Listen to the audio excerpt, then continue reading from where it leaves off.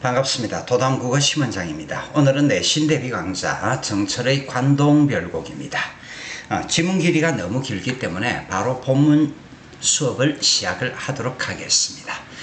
조금 다른 이야기들 돌려버리면 시간이 너무 걸리겠네요. 간단하게 치고 갈 테니까 집중을 해 주시기 바랍니다. 일단 관동별곡인데요. 우리가 정철 같은 경우는 어디서 많이 들어본 사람인데 동인-서인 당파 싸움이 시작이 되는 시기고, 정철은 서인의 영수, 서인의 우두머리. 그래서 지금 현재 이 동인 권력에 밀려가지고 전라도 창평 땅에 낙향을 해가지고 있습니다. 그런데 어느 날 갑자기 까톡 너 강원도 관찰사 먹었어. 그래서 강원도 관찰사 먹었어 하니까 산 넘어 셔셔셔 물 건너 셔셔셔 한양 땅으로 찾아가서 한양 땅에서 임금님 만나가지고 임명장을 받고요. 그리고 나서 산 넘어 셔셔셔 물 건너 셔셔셔 부임지로 찾아갑니다. 부임지의 여정이 드러나고요. 그러다가 이제 계절적으로 봄이 오는데 말 그대로 봄이로 오구나 깨구리 새끼 볼짝 뛰는 봄이로 오구나 봄이 왔다. 그래서 금강산 찾아가자 12,000봉 금강산 유람을 떠났다가 그 다음에 강원도 지방의 바닷가를 끼고서 경치가 빼어난 8곳이 있는데 관동, 팔경 유람까지 가는 내용이라고 생각을 하시면 됩니다. 그래서 일단 맨 앞부분에서는 내가 지금 전라도 창평당에 있는데 까톡 자 이제 강원도 관찰사 먹었어. 그래서 관찰사 부임을 한다. 그 다음에 관찰사의 임명장을 받고서 강원도 감령이 있는, 감령이라는 것은 요즘식으로 얘기를 하면 시청, 도청을 말하는데 거기까지 찾아가는 과정들을 다룹니다. 자, 처음부터 보니까 강호의 병이 깊어 둥림에 누웠더니 그랬는데 강호의 병이 깊어. 자, 우리 고전에서 가장 흔한 수사법이 대유법이라는 것은 우리 잘 알고 있는 거고요. 그래서 강과 호수라는 한자인데 대유법을 가지고 이야기를 하면 자연이란 얘기입니다. 그래서 자연의 병이 깊다라는 말이 무슨 말이냐면 자연을 사랑하는 고질병, 천석고황, 연하고질 이런 사자성어들이 있는데요. 이런 사자성어들 같은 경우는 고등학교 필수 어휘이기 때문에 여러분들이 익혀두셔야 됩니다. 어쨌거나 자연을 사랑하는 고질병이 깊다. 그 다음에 중림에 누웠더니 그랬는데 이것도 역시 대나무 숲이라는 것이 대유법으로서 자연에 누웠더니, 그래서 조금 심플하게 이야기를 하면 은둔 생활을 하더라 그런 얘기인데, 그러니까 자기가 좋아서 은둔하는 것이 아니고 동인 권력에게 밀려가지고 지금 낙향을 해가지고 있다 그런 정도로 의미를 이해를 해두시면 됩니다. 그런데 관동 800리 강원도 지방의 방면 그냥 관찰사의 소임을 맡기시니, 이때 맡기다라는 주체는 임금인데요. 이때 임금이 누구냐 그러면 임진왜란 당시의 임금인 선조 임금을 얘기를 합니다. 와 성은이야 가디록 망극하다. 우리 드라마나 영화 같은 거 보면 전하 성은이 망극하여이다 하면서 그런 말들이 있죠. 그래서 그냥 그런 내용이라고 생각을 해주시면 되고, 관찰사의 임명을 받았다. 그래서 그 다음 내용이 이제 어떻게 됐냐면 산 넘어 셔셔셔 물 건너 셔셔셔 한양 땅으로 찾아가서 임금님을 만나서 임명장을 받는다라는 얘기입니다. 그런데 연춤은 들이달아 경회남문 바라보며, 자 여러분들이 도성이라는 말을 들어봤을 건데요. 도성 요즘은 서울이라고 얘기를 하지만 옛날에는 도성이라고 얘기를 했고, 도성은 동대문, 서대문, 남대문, 북대문, 사대문 안을 도성이라 그럽니다. 임금이 있는 곳이 도성이거든요. 그래서 연추문이라는 것이 뭐냐 그러면 사대문 중에서 경복궁으로 들어가는 사대문 중에서 서쪽 문인데 그 연추문에 들이달아 달려 들어가. 그리고 나서 바로 경회루. 경회루는 어디서 많이 들어본 이야기들이죠. 경회루의 남쪽 문을 바라보며 하직하고 물러나니 그랬습니다. 그래서 보통은 임금님 만나가지고 어떻게 한다라는 그런 이야기들이 있어줘야 되는데, 임금님은 최고 존엄의 위치에 있는 자리이기 때문에 그 임금님 만나는 이야기들을 깨알같이 적어낼 수는 없는 것이고요. 비약적 생략이 나오고 있더라. 비약적 생략이 나오고 있더라. 그래서 디테일하게 적어 나가는 것이 아니고 바로 비약적 생략을 하고요. 그래서 임금님 이별하고 나니까 바로 옥절이 앞에 섰다 그런데, 옥절이라는 것은 뭐냐 그러니까 그냥 가장 쉽게 이야기를 하면 깃발입니다. 깃발. 관찰사의 행렬 맨 앞에서는 깃발인데, 지금 이 부분도 역시 뭐냐니까 비약적 생략, 비약적 생략. 그래서 이런 것들을 굳이 우리가 말을 또 만들어낸다면 호탕한 성품이 제시되고 있다. 그러니까 자질구레하게 적어 나가는 것이 아니고 이렇게 팍팍팍 생략할 수 있다는 것은 작가의 어떤 기질을 드러내는 것이 아니냐라는 것까지 잡아주시고요. 이제 어떻게 되느냐 그러면 산 넘어 셔셔셔 물 건너 셔셔셔 부임지로 찾아가야 되는데, 그 첫 번째 평구라는 곳, 평구라는 곳, 그 다음에 흑수라는 곳, 그 다음에 섬강 치악산이 있는 곳, 이런 것들이 전부가 다 무엇을 밝혀주고 있느냐 그러면 여정, 부임지의 여정을 밝혀주고 있다라고 생각을 하시면 됩니다. 그 다음에 평구역이라 그랬는데, 역이라는 것은 옛날에 그 말을 키우던 곳입니다. 그래서 평구라는 곳에 말 키우는 곳이 있고, 거기서 말을 갈아타고 흑수로 돌아들어서 그 다음에 섬강 치악산이 있는 곳까지 갔다, 이렇게 되어 있는 거고, 그냥 이 부분은 여정이기 때문에 너무 그렇게 심각하게 생각할 필요는 없습니다. 자, 연춤은 달려들어 평구역에서 말을 갈아타고 흑수를 돌아들어 섬강 치악산으로 갔다. 부임지의 여정이 드러나 있습니다. 그 다음에 이제 강원도 땅으로 들어간 것이거든요. 강원도 땅으로 들어갔는데, 그 강원도 땅으로 들어가서 소양강, 소양강 처녀 빵바라방 빵바라방, 어쨌거나 지금 강원도 땅에 가 있는 거고요. 소양강에서 흘러내리는 물이 어디로 흘러든단 말인가 그랬는데, 자, 여러분들 이 부분이 지금 일단은 아주 중요한 요소가 되겠는데요. 이 작품도 연군 지정을 노래하고 있는데, 그 연군 지정을 노래를 하는 것이 뭐냐니까, 내가 지금 강원도 땅에 들어가는데 이 소양강에서 흘러내리는 물이 한강으로 흘러가는 것이 아니냐, 한강이라 그러면 임금님이 계신 곳 아니냐, 그래서 임금님 알라뷰 하면서 임금님 생각이 난다, 그런 얘기입니다.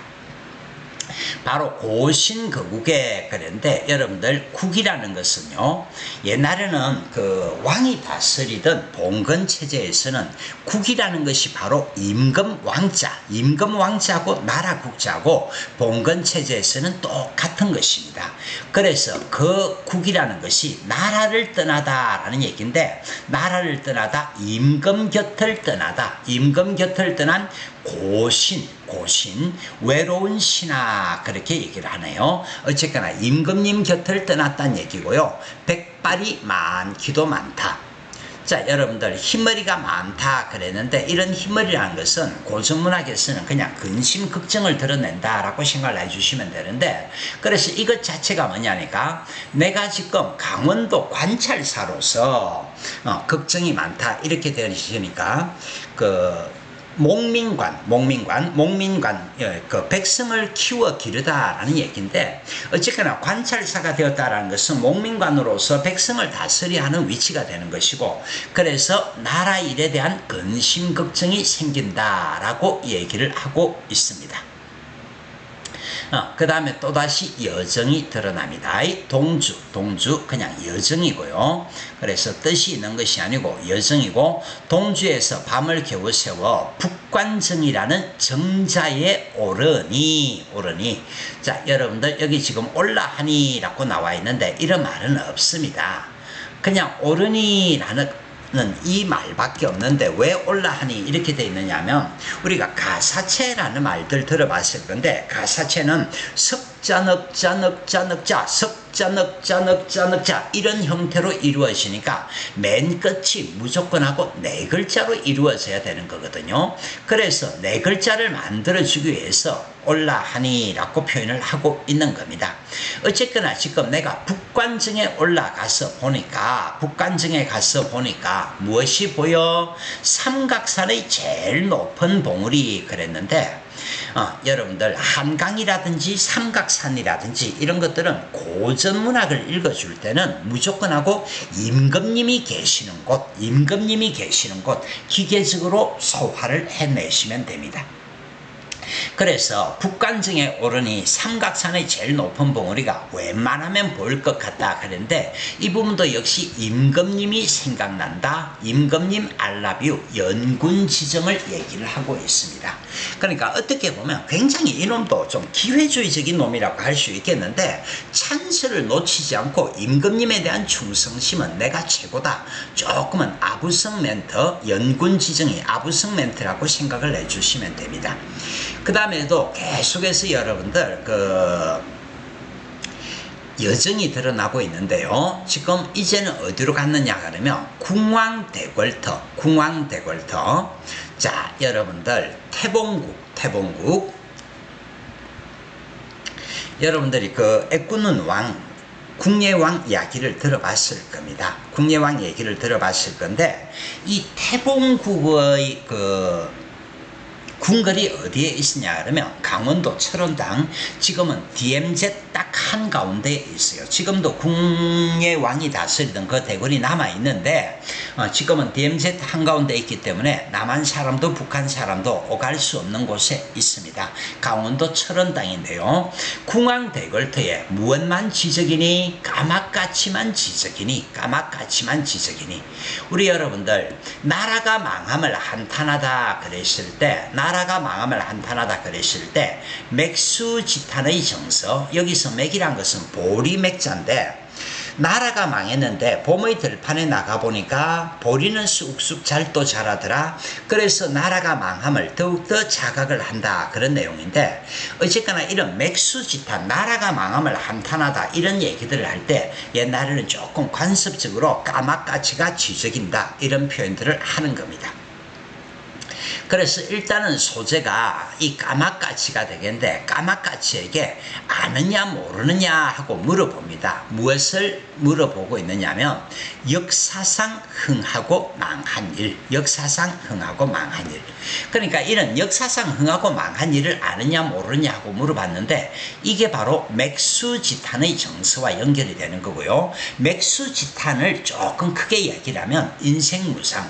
그래서 이 두 개는 그냥 똑같은 뜻이라고 받아들여 주시면 됩니다.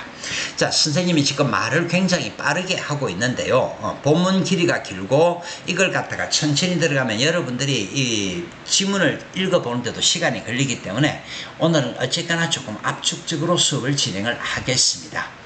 회양 내이론. 자, 여러분들 회양 강원도 회양군인데 요즘 식으로 얘기를 하면 시청, 도청이 있던 곳.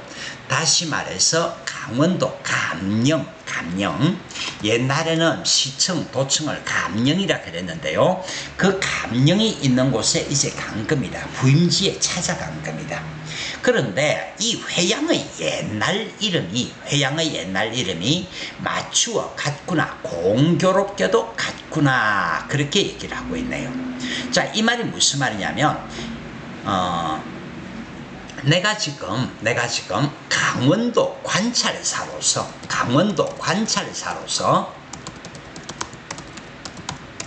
회양에 갔는데 옛날 중국에 회양현 태수가 있었는데 중국의 태수 회양현이라는 이름을 가진 곳의 태수가 있었는데 이 태수가 무엇을 펼쳤느냐 그러면 선정을 펼쳤다라고 유명한 사람이거든요. 그래서 이 사람이 선정을 펼쳤다라고 유명한 사람인데 그 사람이 누구냐 그러면 여기에 나와 있는 급장류의 풍채라는 것이 바로 무슨 말이냐면 회양현의 태수가 선정을 펼쳤는데 그것을 다시 아니 볼 것인가? 자, 공교롭게도 이름이 같은데 회양현 태수가 선정을 펼쳤는데 나도 회양의 관찰사로 왔기 때문에 나 또한 선정을 펼치겠다. 선정의 포부를 드러내고 있는 부분입니다. 자, 어쨌거나 쌤이 말이 좀 다릅니다. 이 강원도 회양현의 회양의 태수로서 회양의 관찰사로서 중국 회양현의 급장류처럼 선정을 펼치고 싶다라고 그렇게 얘기를 하고 있는 부분입니다. 그리고 나서 이제 바로 이어지는데요. 계절적으로 어떤 계절이 왔느냐면 봄이로후구나 깨구리 새끼 볼짝 뛰는 봄이로후구나. 그래서 금강산 찾아가자 12,000봉 그렇게 되어 있습니다. 그런데 그 금강산이라는 것이 외 금강도 있고요, 내 금강도 있고요, 해 금강도 있는데 해금강이라는 것이 관동 팔경을 얘기를 하는 것이고요. 그래서 우선은 내금강 유람을 하는 겁니다. 그래서 그 첫 번째 영중이 무사고 시절이 3월인제 화천 시내길이 풍악으로 뻗어있다 해가지고 첫 번째 여정을 떠날 건데요.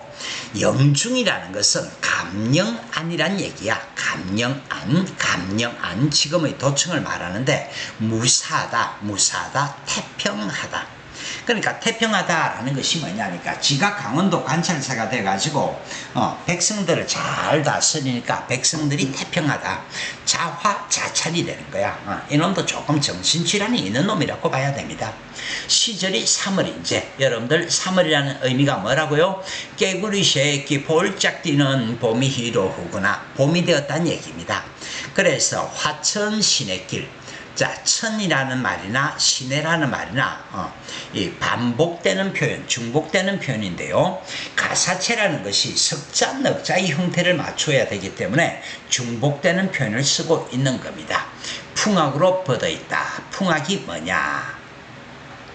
근데 우리나라에서 가장 아름답다는 산이 이 금강산인데요. 얼마나 산이 아름다운지 계절마다 이 금강산은 이름을 달리합니다.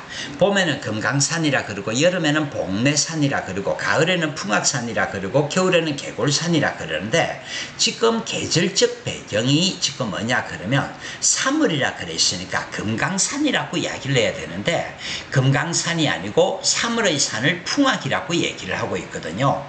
그런데 이런 풍악이라는 것이 전혀 의미가 맞지를 않는 건데 왜 이런 표현을 쓰느냐 그러면 풍악이라는 말이 어떤 운치라든지 풍류를 드러내는데 조금 더 적절한 어휘가 아니겠느냐. 그래서 의도적으로 표현을 잘못하고 있는 거라고 생각을 하면 됩니다. 그래서 금강산을 찾아가는데요. 행장이라는 것은 여행채비를 다 떨친다. 예, 소박함을 얘기를 합니다. 그래서 일단 소박하게 내가 금강산을 찾아가겠다라고 이야기를 하는데 뒷부분 가면 굉장히 삐까뻔쩍하게 그 여행을 하고 있거든요. 그런데 앞부분에서 소박하다, 조금은 앞뒤가 못 순되는 내용들, 저는 솔직하게 이야기를 하면 조금은 위선적이지 않느냐, 그런 표현들을 하고 싶습니다. 석경이라는 것은 돌길에 막대지퍼, 예, 이것도 지금 소박하게 출발하고 있다. 그런 정도로 이해를 하시면 됩니다.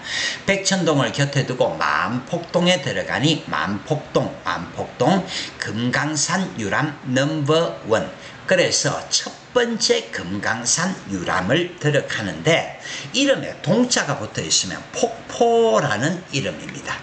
그래서 금강산 찾아가자 12,000봉 그 첫 번째가 뭐냐니까 폭포입니다. 폭포. 그래서 은 같은 무지개, 옥 같은 용의 꼬리 그랬는데 이게 지금 뭐냐 하니까 바로 폭포의 모습입니다. 폭포의 모습. 그런데 그 폭포의 모습이 은 같은 무지개. 자, 은 같다라는 것은 물 색깔을 이야기를 하는 거고요. 폭포수가 걸려있는 모습이 무지개를 걸쳐 놓은 것 같다. 그 다음에 옥 같은 용의 꼬리, 그만큼 힘차다라는 이야기입니다. 그래서 다양한 표현 기교가 사용이 되고 있는데, 은유법, 직유법, 백구법 이런 다양한 표현들이 사용되고 있고요. 그 다음에 옥 같은 용의 꼬리라든지 이런 데서는 역동적 이미지가 드러나 있고 시각적 이미지도 드러나 있는 겁니다. 썩돌며 뿜는 소리, 썩어돌며 뿜는 소리, 지금 만폭동 폭포라 그랬거든. 그 폭포수가 떨어지는 소리가 심리의 자자신이 심리 밖에까지 들린다 그런 얘기입니다. 그러니까 우르르 쾅쾅쾅쾅 하는 소리가 저 심리 밖에까지 들린다. 그런데 뭐라고 하느냐니까 들을 재난 우레르니 본인한 눈이로다 그랬는데, 여러분들 여기서는 지금 무엇이 사용이 되고 있느냐 하면 원근법이라는 것이 사용이 되고 있어. 어쨌거나 나는 지금 이 만폭동에 와서 폭포의 모습을 보는데요. 그 폭포가 멀리서 들을 때는 원, 가까이 와서 보니 눈과 같이 하얗더라. 멀리서 들을 때는 우르르 쾅쾅쾅쾅 하는 소리가 우레 소리처럼 들리고, 가까이 와서 보니까 눈과 같이 하얗더라 그런 얘기입니다. 그 다음에 참고적으로요, 이 우레라는 단어를 우레 이렇게 적는 경우가 있는데 이거는 맞춤법이 틀린 경우입니다. 우레는 고유어고 우레 이렇게 적으면 한자인데 우레는 원래 고유어입니다. 그래서 이 표현은 틀린 맞춤법입니다. 우레 이게 맞습니다. 어쨌거나 원근법에 의해서 폭포의 모습을 묘사하고 있습니다. 여기까지가 금강산 유람 넘버 1이 됩니다. 그 다음 바로 넘어갑니다.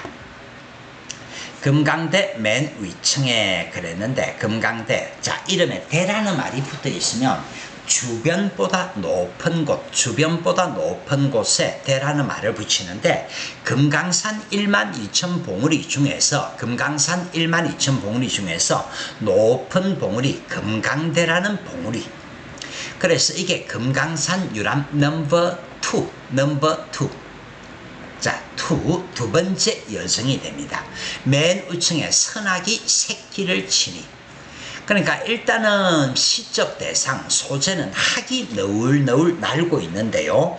그 학을 갖다가 옛날식으로 얘기를 하면, 마법사는 빗자루를 타고 도사는 구름을 타고 신선은 학을 탄다.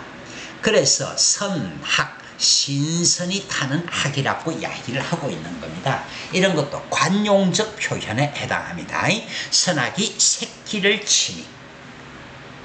그래서 내가 금강산 유람 2번째 금강대에 갔는데, 금강대에 가니까 학이 날고 있더라. 그런데 이 학을 방금 무엇이라고 표현해서 신선이 타는 학이라고 얘기를 했거든요. 신선이 타는 학이라고 얘기를 하니까 춘풍 옥적성 봄바람 옥피리 소리 그랬는데, 조금은 미화해가지고 신비로운 분위기, 신선과 관련해서 어떤 신비로운 분위기를 얘기를 하는 거고요. 첫 잠을 깨었던지 잠을 깬 것은 학이 잠을 깨었다는 얘기입니다. 호의현상. 자, 여러분들 의상 옷이란 얘기야. 옷은 옷인데 어떤 옷? 화이트 호자에 블랙 현자입니다. 여러분들이 학이라 그러면 학의 색깔이 흰 색깔이라고 생각하기 쉬운데요. 날개 죽지는 검은색의 날개 죽지 색깔이거든요. 그러니까 학이 날개를 접어 있을 때는 흰색이 되고 날개를 펼치면 검은색인데, 그래서 호의현상이란 것은 흰색 검은색이 보인다는 얘기는 학이 지금 너울너울 날고 있다 그런 얘기입니다. 반공에 솟았더니 반공 하늘에 솟았더니 그런 얘기인데 뭐 바쁘지만은 조금 헛소리 하나를 하고 가면요 우리 한국 사람들 참 대단하죠. 어휘가 좋은 면에서는 참 풍부하다라고 이야기를 할 수도 있겠는데 한편으로 이런 것까지 나누느냐라고 생각을 할 수도 있는데 이 스카이라는 단어를 고개를 들어서 하늘을 올려다보면 허공이라 얘기를 하고요. 그냥 앞을 쳐다보는데 하늘이 보이면 반공이라 그럽니다. 그래서 허공도 스카이고 반공도 스카이인데 어쨌거나 그냥 자연스럽게 내 눈에 보여지는 하늘을 반공이라 그러면 됩니다. 그래서 하늘에 솟았더니 학이 너울너울 날고 있다라는 그런 얘기입니다. 그 다음에 고전은 여러분들 제가 자주 이야기를 하는 것이 고사인용이 두드러지다. 그런 얘기들을 하는데요. 서호내주인 여러분들 고사를 인용하고 있는 겁니다. 고사를 인용하고 있는 건데 송나라의 신 인포를 이야기를 하는데 이 송나라 신 인포는 매화를 아내로 삼고 학을 아들로 삼아서 풍류를 안다 그런 얘기야. 풍류를 안다. 풍류를 즐겼던 사람이 송나라 인포라는 사람인데 지금 여러분들 내가 지금 어디에 있어? 금강대에서 바라보니까 무엇이 날고 있어? 학이 날고 있는데 그 학들이 학의 아버지인 송나라 신 인포를 반겨서 넘노는 듯하다. 그러니까 이거는 뭐냐니까 저 학이 나를 갖다가 아버지로 받아들인다 그런 얘기인데 인포라는 고사를 인용을 해가지고 내가 풍류를 안다라고 이야기를 하면 되겠고요. 어쨌거나 신선적 면모가 드러나는 것을 도교적 신선사상이 드러난다 이렇게 잡아주셔도 됩니다. 여러분들이 도교사상이란 말을 많이 들어봤을 건데요. 우리가 전기성이라든지 그런 말들, 비현실적이란 말들, 그 비현실적인 요소들이 나타나면 그런 것들을 그냥 도교적 사상이라고 그냥 쉽게 받아들이면 됩니다. 바로 넘어가겠습니다. 소향로 대향로 눈 아래 굽어보고 소향로 대향로 금강산 찾아가자 12,000봉 12,000 봉우리들 중에서 소향로 대향로라는 이름을 가진 봉우리가 있는데 그 봉우리들을 눈 아래 굽어본다 그랬으니까 내가 상대적으로 어디에 있다? 높은 곳에 있다. 정량사 사자가 붙어 있으니까 절이고요. 지늘 때에 고쳐 앉아. 여러분들 지늘 때 이제 새로운 여정이 나타납니다. 금강산 유람 넘버 1, 2, 3 세 번째 여정 진흘대라는 여정에 간 겁니다. 진흘대에 다시 올라 안전히 지금 이것 같은 경우도 안전말이가 아니고 그냥 안전히 그러면 되는데 가사체는 마지막에 석자 넉자를 맞춰줘야 되니까 안전히를 안잔말이 그렇게 얘기를 하는 겁니다. 그래서 내가 지금 어디에 있는데 진을대에서 내려다 보니까 여산의 진면목이 여기에서 다 보인다. 여기가 어딘데 진을대에서 보니까 여산 진면목이 다 보인다. 그렇게 얘기를 했거든요. 자, 친하는 국민 여러분, 우리나라에서 제일 높은 산이 백두산이라고 한다면 이 백두산에 비교되는 산이 중국의 태산이고요. 우리나라에서 가장 아름다운 산이 금강산이라고 한다면 금강산에 비유될 수 있는 산이 여산이라는 산인데 그래서 여기서 여산이라는 것은 금강산이란 말하고 그냥 똑같은 거라고 생각을 하시면 됩니다. 우리나라의 금강산에 해당하는 것이 중국의 여산. 그래서 여산의 참모습이 다 보인다라는 얘기는 이 진을대가 그만큼 높은 곳이니까 금강산 전체적인 모습이 이 진을대에서 다 내려다 보인다. 그래서 지금 얘기를 하고자 하는 것이 금강산의 전체적인 모습을 얘기를 하고자 하는데 그 전체적인 모습을 뭐라고 얘기를 하냐 그러면 우와 조물주 헌사토 헌살샤 야단스럽기도 야단스럽구나. 그러니까 조물주 대단하네 무엇이라고 얘기를 하고 있느냐 그러면 금강산 12,000봉우리를 바라보는 전체적인 느낌. 와, 조물주 네가 이걸 만들었나? 네 진짜 대단하네. 예찬적 태도가 드러나 있다. 그렇게 잡아주시면 됩니다. 그리고서 이제 나오는 것이 뭐냐 그러면 여러분들 이 부분들이 뭐냐 그러면 31, 32, 33이라는 것이 금강산에서 내려다 보이는 이 금강산 전체적인 모습을 얘기를 하는데요. 먼저 이야기를 하면 첫 번째 모습은 다양한 산봉우리 모습. 두 번째 얘기하는 것이 뭐냐면 아름다운 산봉우리 모습.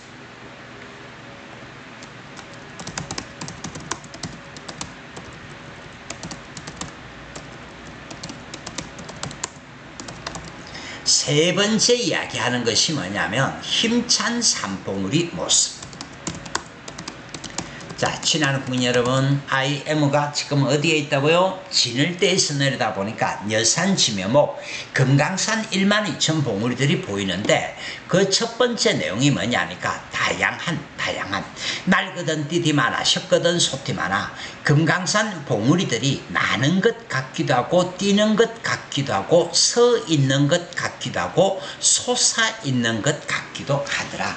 그만큼 다양한 모습을 가지고 있더라. 그런 얘기입니다.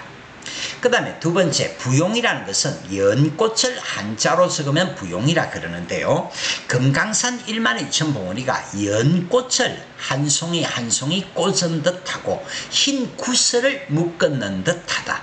그만큼 아름답다. 와우 beautiful 그런 얘기입니다. 그 다음에 동명이라는 것은 동해 바다를 얘기를 하는데요. 동해 바다를 박차는 듯하다. 뻥 하고 차버린 듯하다. 북극성을 떠받치고 있는 듯하다. 예, 힘찬 산봉우리 모습. 금강산 12,000봉우리들이 얼마나 힘차게 생겼느냐 그렇게 얘기를 하고 있습니다. 높아심 삼아 말씀을 드리는데요. 어쨌거나 오늘 지문이 길어서 선생님이 조금 빨리 수업을 전개를 하고 있다라는 면에서 여러분들에게 다시 한 번 더 양해를 구합니다. 그런데 나는 지금 현재 어디에 있는데? 진을대에 있는데. 나는 지금 어디에 있는데? 진을대에 있는데.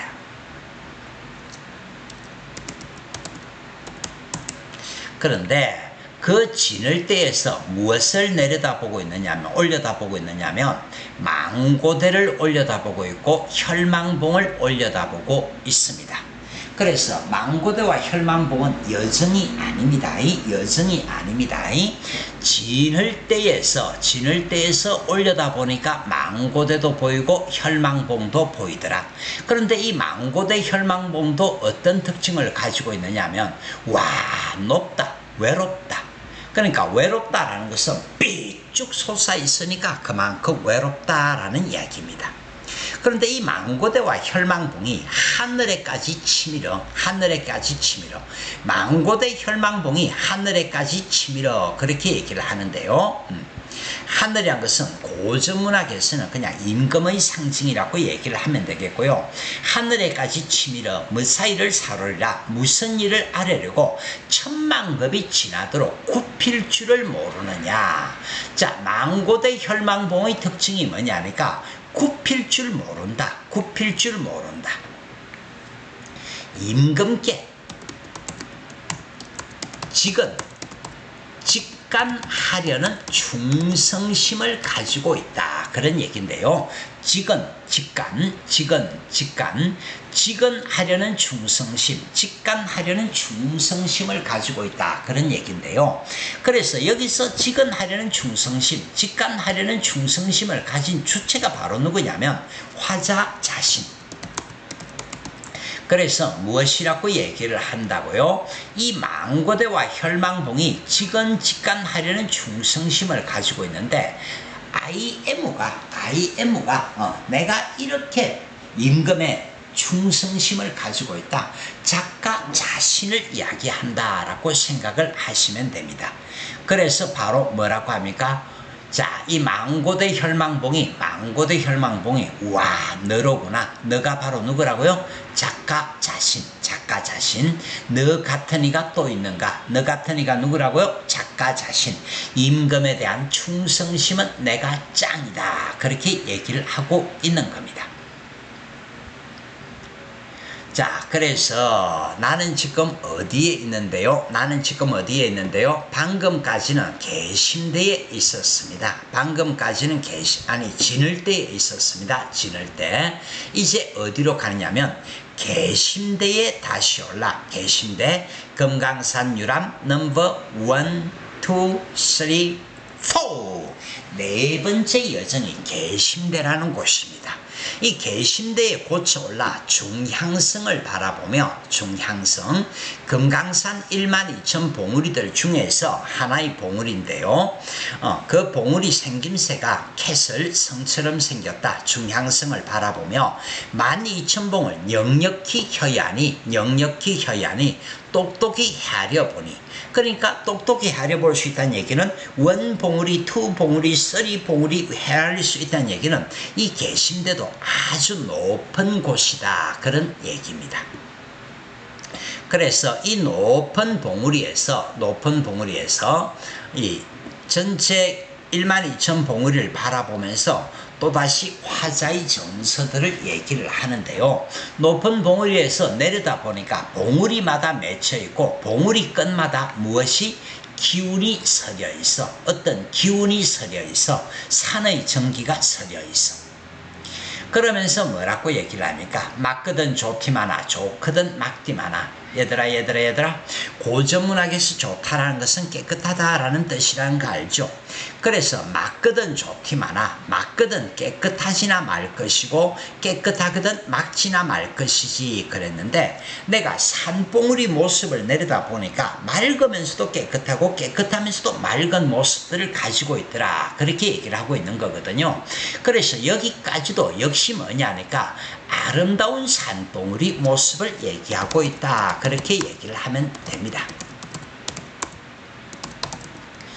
자, 그래서 저 기운, 여기서 저 기운이란 것은 봉우리마다 기운이 서려 있다 그런데, 저 기운을 흩어내어 인걸을 만들고 싶다. 인걸은 뛰어난 인물을 얘기를 하는데요. 내가 또다시 찬스를 놓치지 않고 선정의 포부, 목민관, 관찰사로서 선정을 베풀고 싶다. 조금 크게 이야기를 하면 우국지정, 나라 일을 근심 걱정한다. 그렇게 얘기를 합니다. 근데 저는 조금 위선적이라고 생각을 하는 게요.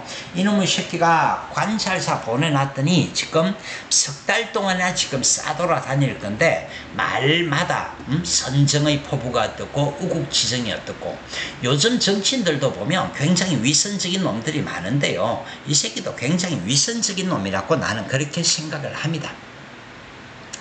자, 형용도 그지없고 태세도 하도알샤. 그런데 그냥 이것도 여러분들 간단하게 얘기를 하면 다양한 산봉우리 모습.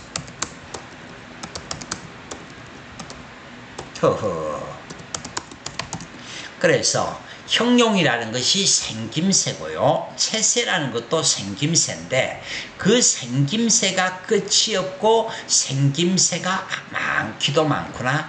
정말 산봉우리 모습이 다양하게 생겼다. 천지, 삼기다, 만들다.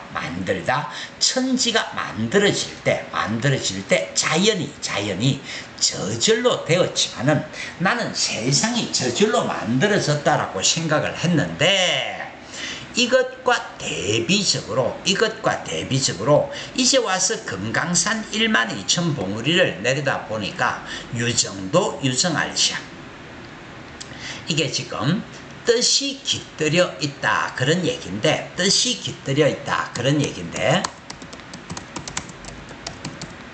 그러니까 봉우리 하나하나가 이 조물주가 이 봉우리들을 만들 때 다 계획적으로 어떤 뜻을 담아서 만들어낸 것이 아니냐. 그래서 금강산 유람 4번째까지 달려왔습니다. 그 다음에 이제 조금 또 내용이 조금 어려운 부분이 있을 수가 있는데요. 자, 비로봉. 여러분들, 비로봉은 내가 간 것이 아니야. 나는 지금 어디에 있는데, 개심대에 있는데. 근데 우리가 금강산 찾아가자 12,000봉 그랬을 때 금강산 전체 봉우리 중에서 가장 높은 봉우리가 비로봉입니다. 금강산 최고봉이 비로봉인데 내가 지금 이 개심대까지는 올라왔지만은 비로봉에는 올라갈 자신이 없어가지고 조금은 자기 합리화를 하고자 하는, 야, 나 비로봉 못 올라가겠어. 자기 합리화를 하겠어. 그래서 비로봉 이야기가 나오는데요. 금강산 제일 높은 봉우리, 그 다음에 그 비로봉 중에서도 상상두 맨 꼭대기에 올라본 사람이 그가 누구이신가? 그러니까 저 비로봉 맨 꼭대기에 올라본 사람도 있나? 나는 못 올라가겠다. 그렇게 얘기를 합니다. 그런데 우리가 뭐 다른 고전에서 자주 접한 것처럼요, 고전은 무슨 인용이 많이 나온다? 고사 인용이 많이 나오죠. 이 동양에서 실존인물 중에서 성인으로 떠받들여지는 인물은 그 공자님 한 분이 계시는데요. 공자의 호연직이라는 것이 뭐냐니까 남자다운 웅장한 기상, 활달한 기상, 웅장한 포부, 이런 것들을 호연직이라고 얘기를 하는데요. 어쨌거나 공자가 왜 동양 최고의 성인이 되었을까? 여러 가지 이야기를 할 수 있겠지만은 선생님은 개인적으로 이 인간 좀 뻥이 좀 세다라고 생각을 합니다. 뭐라고 뻥을 치고 있느냐 하면 원래가 공자가 춘추 전국시대에 살 때 노나라 사람인데, 노나라에서 가장 높은 산 이름이 동산인데, 동산에 오르니 노나라가 좁다. 공자가 이렇게 얘기를 한 겁니다. 내가 정치에 관여를 하려니 노나라 땅덩이가 너무 좁아가지고 나 정치 안 해. 뻥 치고 있는 거죠. 중국에서 가장 높은 산인 태산에 오르니 천하가 좁다. 중국 땅덩어리가 너무 좁아서 나 정치 안 할래. 그렇게 얘기를 하는데, 이런 걸 우리는 뭐라고 얘기를 하냐면 호연직이라고 얘기를 하거든요. 자, 여러분들, 어쨌거나 동산에 오르니 노나라가 좁다, 태산에 오르니 천하가 좁다, 호연직을 얘기를 하는데, 나는 지금 어디에 올라갈 자신이 없어? 금강산 가장 높은 봉우리 비로봉에 올라갈 자신이 없어가지고 뭐라고 얘기를 하냐면, 공자님은 대단한 호연지기를 가지고 있는데 나는 공자님만큼의 호연지기는 없기 때문에 비로봉에 올라가지 않겠다라는 걸 자기 합리화를 하고자 합니다. 자, 공자님 말씀 인용을 합니다. 동산과 태산 중에서 어느 것이 높던가? 여러분들, 당연히 노나라에서 가장 높은 산이 동산이고 천하에서 가장 높은 산이 태산인데, 동산, 태산이 어느 것이 높던가? 노나라가 좁은 줄도 우리는 모르거든. 그런데 공자님은 동산에 오르니 노나라가 좁다라고 뻥 치고 있는 거거든요. 넓거나 넓은 천하 어찌하여 적다는 말인가? 이것도 역시 공자가 태산에 오르니 천하가 좁다라고 이야기를 했는데, 이게 지금 공자님의 호연지기를 얘기하고 있는 겁니다. 그래서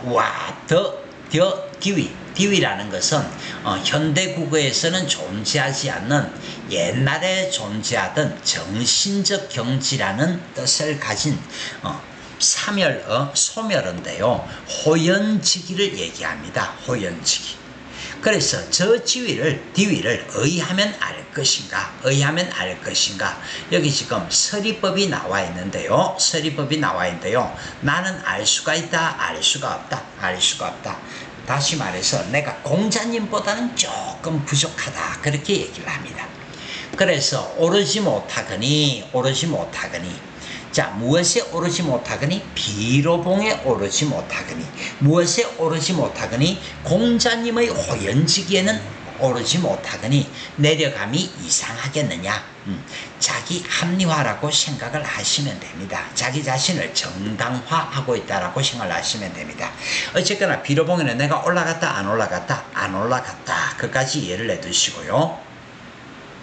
원통골 가는 길로 사자봉을 찾아가니 봉자가 붙어 있으니까 어쨌거나 봉우리 이름인데요.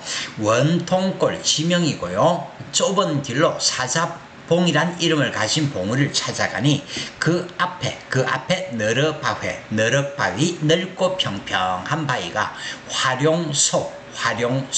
활용소가 되었구나. 여러분들 소자가 붙어 있으면 무조건하고 연못 이름이다. 소자가 붙어 있으면 무조건하고 연못 이름이다. 나중에 여러분들도 뭐 대학을 가고 취업을 하고 어디 관광지에 여행을 간다 치면 그 소자가 붙어 있는 지명들이 있을 건데 전부 연못 이름입니다. 이게 뭐냐니까 금강산 유람 1, 2, 3, 4, 5 예, 5번째 여정 활용소라는 이름을 가진 곳에 갔습니다. 그런데 그 활용소라는 곳에 가니까 천년묵은 늙은 용이 굽이굽이 서려 있어. 여러분들 지금 활용소는 뭐라고요? 연못 안에는 당연히 무엇이 있을 거라고요? 물이 있어야 되겠지.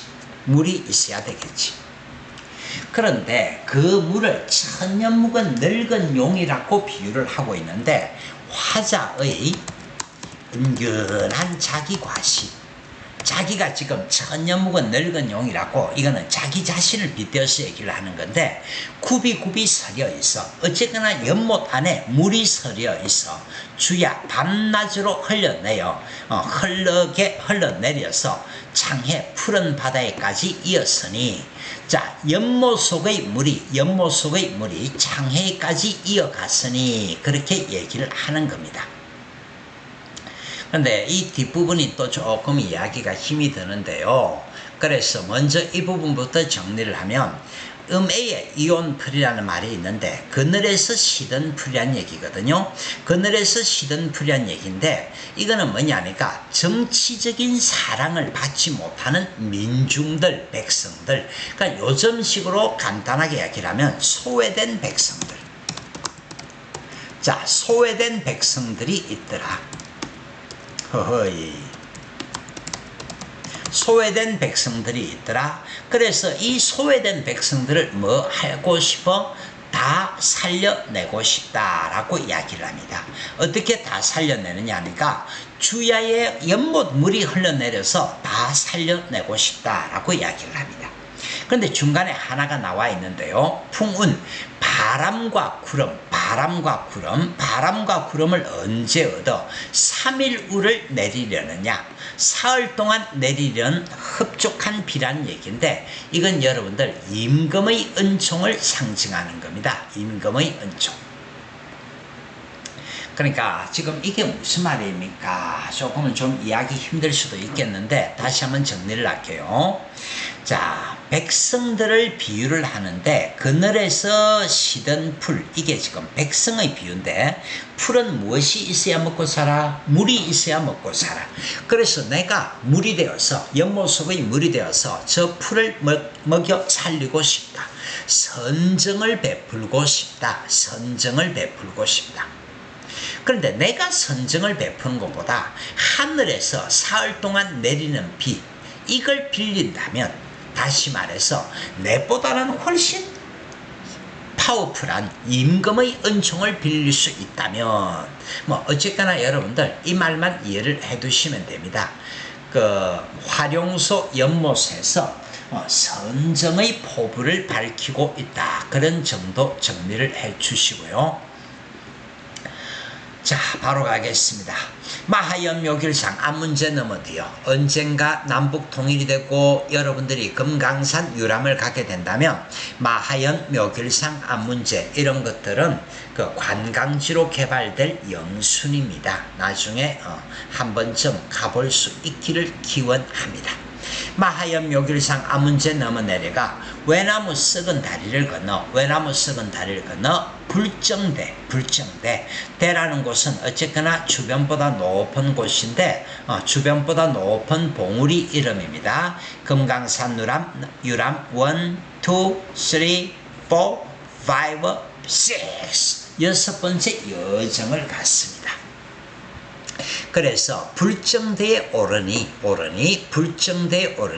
이제 내가 어디에 올랐다고요? 불정대에 오르니 천심절벽을 1000기나 되는 절벽을 반공에 세워두고 반공 앞에서도 스카이라는 뜻 제가 이야기를 했었죠. 반공에 세워두고 그랬을 때 여기서 세워두고의 주체는 항상 조물주입니다. 조물주가 세워두고 그래서 이 뒤에 나오는 내용이 지금 어떤 내용이 나올 것이냐 그러면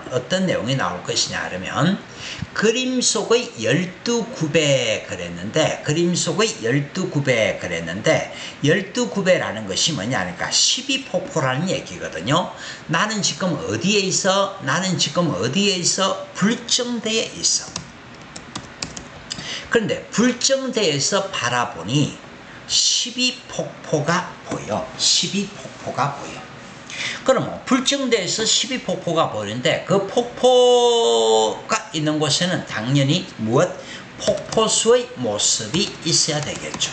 폭포수를 묘사하고자 합니다. 뭐라고 하느냐 그러면 그 폭포수를 은하수 한 구비를 마디마디 배워내요. 그러니까 은하수 한 구비라는 것 자체가 폭포수의 모습을 얘기를 하고 있는 거고요.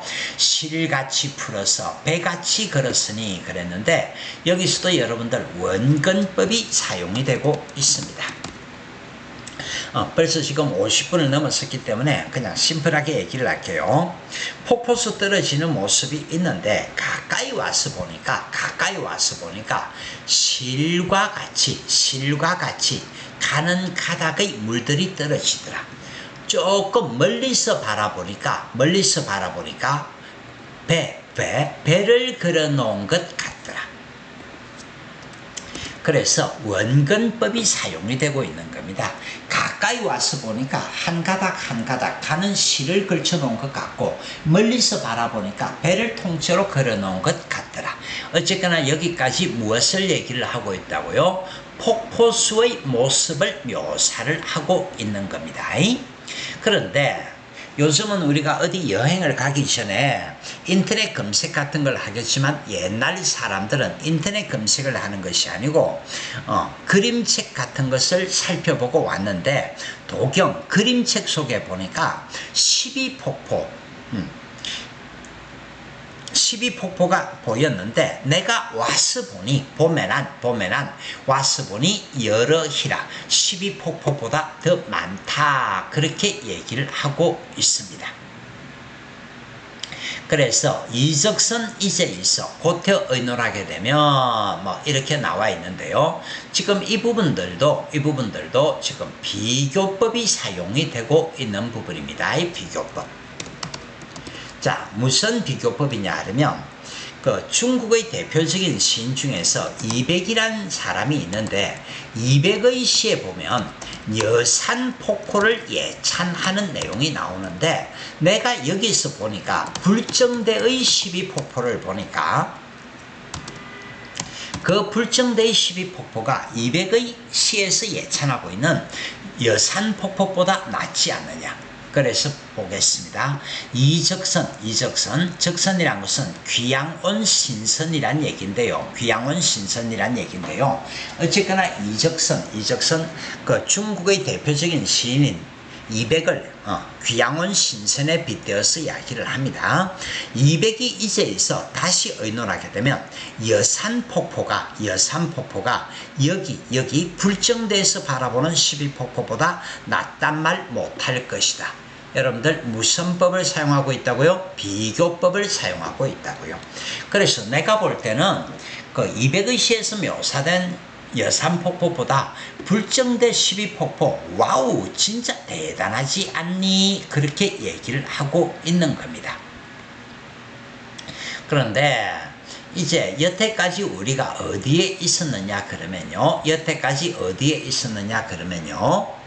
그 내 금강산 찾아가자 12,000봉 그랬을 때 내 금강 이야기를 했었는데 이제 해금강 관동 팔경 유람을 갈 건데요. 그 중간에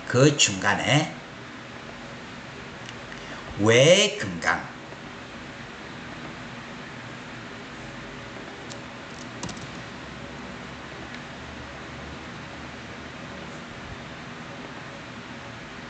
잠시 스쳐가는 공간의 모습이 나옵니다. 스쳐가는 공간의 모습이 나옵니다. 그래서 이거는 금강산 유람 넘버 7이라고 해도 되겠고 관동 팔경과 금강산의 가운데 있는 것이라 해도 되겠고요. 일단은 있는 그대로 읽어보겠습니다. 산중이라는 것은 금강산을 늘 보겠느냐? 동해로 가자꾸나. 관동 팔경 유람을 하자꾸나. 그런 얘기입니다. 남녀를 완보하여 여러분들 여자들이 타는 가마는 뚜껑이 있는 거고요. 남자들이 타는 가마는 뚜껑이 없는 가마를 남녀라 그러는데 나를 타고 완보 천천히 걸어. 그럼 나는 천천히 걷지만은 이 가마를 들고 있는 그 사람들은 더 죽어나겠죠. 산영루에 오르니 조금 전에 관동 팔경 유람을 가자꾸나 라고 이야기를 했지만은 이 부분은 정확하게는 금강산 유람 넘버 7이 됩니다. 정확하게는 금강산 유람 넘버 7이 됩니다. 관동 팔경 가기 전에 마지막 여정 산영루는 누각 이름입니다. 산영루에 오르니 자, 그래서 뭐라고 합니까? 영농벽계와 수성제조는 이별을 원망하는 듯하다 그랬는데 벽계라는 것은요 그냥 푸른 시냇물이란 얘기고요. 제조, 새들이란 얘기입니다. 푸른 시냇물과 새들이 이별을 원망하는 것 같다. 그런데 지금 이거는 뭐냐니까 이 아름다운 금강산을 두고 내가 떠나려니 아쉽다. 내가 이별의 아쉬움을 얘기를 하고 싶은데 그 이별의 아쉬움을 푸른 시냇물과 새들이 이별을 아쉬워하는 것 같다 해서 이별의 아쉬움을 감정이입을 통해서 표현하고 있습니다. 어쨌거나 여러분들 산영루에서 이제 이 마지막 외금강 이렇게 빠져나가고 있는 모습입니다. 전기를 떨치니 오색이 넘노는 듯하고 고각을 습분이 해운이 다 끝난 듯하다. 자, 전기라는 것은요 깃발이야. 깃발, 관찰사의 행렬을 상징하는 깃발인데 오색이 넘노는 듯하다. 자, 여러분들 오색 셈이 귀에 있을 때마다 이야기를 하죠. 5가지 색깔이 아니고 고전에서는 모든 색깔입니다. 그러면 모든 색깔의 깃발이 삐까번쩍하게 흩날린다. 자, 조금은 위선적이라고 생각이 되는데 앞에서는 소박하게 출발한다 그랬는데 여기서는 대단히 삐까번쩍한 어떤 요란한 행차의 모습이 나오죠. 고각, 북가필인데 뭐 여러분들 머리가 조금 용량이 여유가 있으면 고각이라는 한자어는 그 고전문학에서 필수 어휘니까 외워두시면 좋겠습니다. 북가필이를 섞어보니 바다 구름이 다 그친 듯하다. 삐까번쩍 그래서 화려한 행차의 모습을 얘기하고 있는 겁니다. 근데 앞에서는 어쨌거나 소박하게 출발한다 그랬는데 뒤에서는 굉장히 삐까번쩍하게 움직이고 있는 모습이야. 예, 바로 가겠습니다. 근데 나는 지금 어디라고요? 금강산에서 동해 바닷가 쪽으로 가는 길 중간에 있는 거야. 그래서 중간에 있는데 명사길 니건 말 밟으면 쇳소리가 울린다는 모래밭 명사길.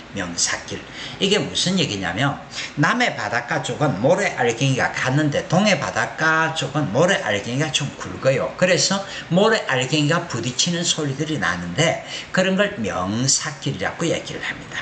그러니까 명사길에 닉은 말, 명사길에 익숙한 말이라고 얘기를 했는데 어쨌거나 동해 바닷가 쪽은 모래알갱이가 굵어서 모래알갱이 부딪는 소리가 납니다. 거기에 익숙한 말이 취선. 이제 지같이 보고 뭐라고 합니까? 취선. 어쨌거나 선이라는 것은 신선이거든요. 신선. 취한 신선이란 얘기인데 신선사상, 도교사상. 자기를 취한 신선이라고 얘기를 하고요. 도취한 신선을 비스듬히 실어 바다를 곁에 두고 해당화 꽃밭으로 들어가니 백구야 날지 마라. 여러분들 백구는 샘하고 숲하면서 참 자주 보죠. 깨룩 흰 갈매기가 나오면 무조건 자연친화. 백구야 날지 마라. 너희 벗인 줄 어찌 아느냐. 그래서 내가 너희 벗인 줄 어찌 아느냐. 내가 너희 벗이다 그랬으니까 당연히 무라일체의 정석까지 드러나고 있는 겁니다. 네, 벌써 1시간이 지나버렸네요. 이 시점에서 조금 끊겠습니다. 여러분들도 휴식을 조금 취해 주시고요. 일시정지 휴식. 달콤한 휴식을 취했습니까? 그런데 아직도 가야 할 길이 어마무시합니다. 출발하겠습니다. 금당굴 돌아들어 종석정 올라하니. 자, 종석정이 뭔데요? 관동 8경 넘버 1 이렇게 되어지는 겁니다. 자, 여러분들 총석정 같은 경우는요, 이 강의 듣고 나서 그냥 네이버에서 이미지 검색 한번 해보세요. 네이버에서 총석정 검색을 하면 이미지 검색이 굉장히 많이 나오는데 남한 땅이 아니라 지금은 북한 땅입니다. 북한 땅에 있는데 어쨌거나 총석정이란 정자에서 내려다보면 일컬어 사선봉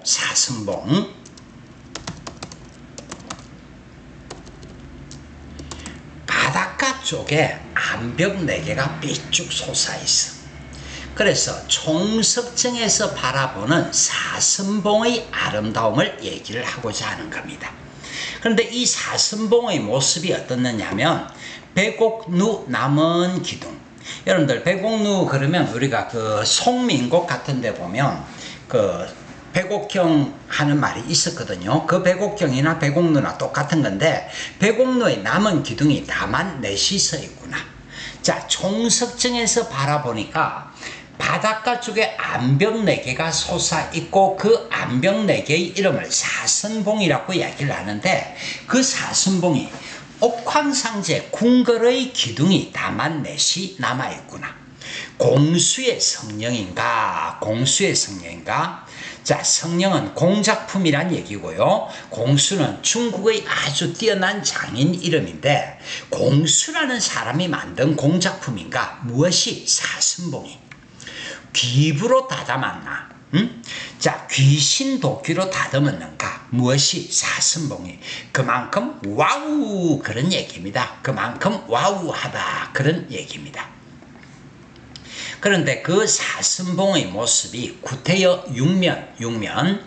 자, 여기서 육면이라는 것은 뭘 이야기를 하냐 그러면 그 동서남북 상하 육면 주사위처럼 생겼다는 얘기죠. 무엇을 본떴던가 그랬는데, 자, 여기서 무엇을 본떴던가 이런 것들은 굳이 필요는 없겠지만은 어쨌거나 옛날 사람들은 천지사방이란 표현을 썼거든요. 천지사방, 하늘과 땅, 그 다음에 동서남북 천지사방. 그런데 이 총석정에서 내려다보는 이 사선봉이 하필이면 정육면체든 직육면체든 육면체의 모습을 가지고 있으니까 천지사방의 모습을 본뜨고 있네. 그렇게까지 이야기를 한 겁니다. 여기까지 관동 8경 넘버 1입니다. 바로 넘어가겠습니다. 고성을 한테 만들고 3일포를 찾아가니 3일포. 자, 여러분들 3일포가 관동 팔경 넘버 2. 관동 팔경 넘버 2. 포라는 것은 포구, 항구. 요즘은 항구라 그러죠. 그래서 고성은 저만치 두고 3.1포라는 이름을 가진 항구를 찾아가니, 그런데 그 3.1포에 찾아가니 단서 바위에 새긴 붉은 글씨는 뚜렷하게 남아 있는데, 그런 얘기입니다. 3.1포라는 포구에 찾아가니 붉은 글씨는 뚜렷하게 남아있는데, 그런데 그 붉은 글씨에 어떤 내용이 새겨져 있느냐면, 여러분들 화랑이라는 말을 옛날에는 국선이라고도 했거든요. 국선. 그런데 이 3.1포에 어떤 글자가 새겨져 있느냐면 4명의 국선이 여기를 다녀가다. 무슨 말이냐면 신라시대 때 화랑들의 수련 방법이 경치가 빼어난 곳 명산대차를 찾아다니면서 수련을 했다라고 전해지는데, 다시 말해서 이 국선들이 수련을 한 곳은 무조건 경치가 아름다운 곳, 그렇게 되어지는 겁니다. 그래서 단서, 신라시대 때 화랑들도 여기에 다녀갔다라는 글자가 새겨져 있더라. 그만큼 3.1포의 경치가 아름답다. 어쨌거나 관동팔경 넘버 2, 3.1포라는 포구가 그만큼 아름답다는 얘기입니다. 여기서 사흘 머문. 자, 여기서 사흘을 머물렀다. 그래서 이름이 뭐라고요? 3.1포. 신라시대 때의 4명의 국선이 사흘을 머물렀다. 그래서 이름이 3.1포입니다. 여기서 3일 머문 후에 어디에가 또 머물렀는가? 선유담, 영랑호, 청간정, 만경대 몇 곳에 앉아있던가? 그러니까 여기 있는 선유담, 영랑호, 청간정, 만경대 이런 곳들이 전부가 다 뭐냐 그러면, 이 3.1포 주변의 경치가 빼어난 곳, 그 중에서 청간정이라는 곳은 관동팔경의 하나인데, 송강정철이 관동별곡에서 찾아가지 않은 관동팔경의 하나입니다. 그래서 이 작품에서는 관동팔경 유람을 떠나는데 전체 8곳을 다 가는 것이 아니라 6곳만 들르는데, 그 중에 가지 않은 곳 하나, 청간정, 이 주변에 이런 빼어난 경치들이 많이 있더라, 그런 얘기가 됩니다. 자, 2화 백꽃은 벌써 지고 접동새가 슬피운다. 자, 무엇의 흐름? 시간의 흐름. 우리가 앞에서 볼 때 이 목민관의 태도를 강조를 하면서 내가 우국지정이 이만큼 깊다라고 이야기를 했는데, 이놈의 자석은요 이렇게 긴 시간이 흐르도록 노세 젊어서 놀러만 다니고 있는 겁니다. 낙산의 동쪽 언덕으로 의상대에 올라앉아 의상대 관동팔경 넘버 3, 세 번째 이제 의상대에 올라앉아. 이 의상대는 원래가 무엇이 유명하냐 그러면 일출의 장관. 지금도 여러분들 1월 1일 날 일출을 보기 위해서 수도권 사람들은요 이 의상대에 지금도 1월 1일 날 갑니다. 그래서 대한민국에서 그 1월 1일 그 도로가 가장 많이 밀리는 곳 중에 하나인데, 의상대 일출이 굉장히 유명한 곳이야. 낙산의 동쪽 언덕으로 의상대라는 곳에 올라앉아 일출을 보려고 일출의 장관을 보려고 한밤중에 일어나니. 근데 여러분들 그 동쪽 하늘에 해가 떠오르기 전에, 일출이 떠오르기 전에 하늘이 어떤 물이 들어? 붉은 물이 들지. 상운. 붉은 구름이 피었다 그랬는데, 붉은색이라는 것이 현대에 들어와서는 우리 공산주의 레드 컴플렉스 같은 것이 있어가지고 안 좋은 것처럼 여겨지지만, 옛날에는 상스럽다, 조짐이 좋다라는 뜻으로 이야기를 하는데, 하늘에 해가 떠오르기 전에 붉은색 구름이 물들었다, 그런 얘기입니다. 그래서 상운 붉은 구름이 피어난 듯하고 6마리 용이 떠받치는 듯하다 그랬는데 갑자기 육룡이 왜 나옵니까? 지금 여기서는 일출의 장관 해가 떠오른다. 해가 떠오른다. 그런데 해라는 것이 고전문학에서 임금의 상징이라고 했을 때 그 임금을 6마리 용이 떠받치고 있다. 그렇게 얘기를 하고 있는데 충신을 얘기를 하는 거겠죠. 충신들. 우리가 사민국, 송민국하고 연결시켜주면 서인들은 충신이고 동인들은 악마고, 그래서 여기에 있는 육룡이라는 것은 서인 세력들이라고 또 얘기를 하면 됩니다.